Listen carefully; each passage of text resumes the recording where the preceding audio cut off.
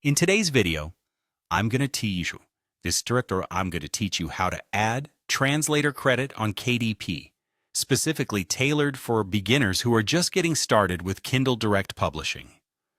Kindle Direct Publishing, or KDP, is a fantastic platform that lets authors publish their work directly to millions of readers around the world using Amazon.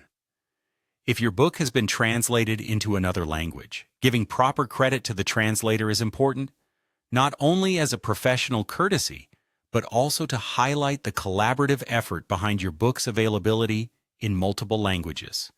Here's how you can do it seamlessly on KDP. First things first, you'll want to log into your KDP account and navigate to the section where you manage your books.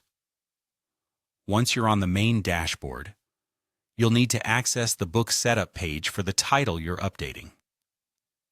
This is a crucial step, as it's where all the details regarding your book, such as title, author, and contributors, are stored.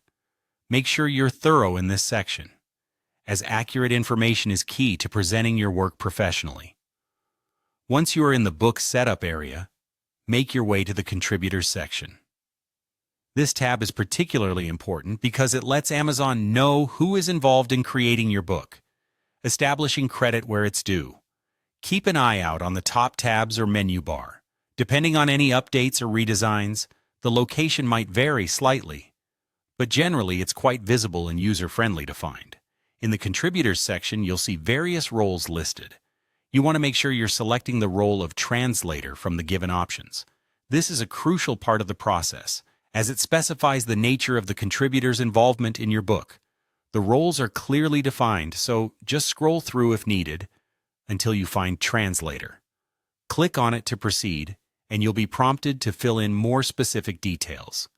The next step is wonderfully straightforward, entering the translator's name. In this field, you'll input the full name of the individual or entity who did the translation work for your book.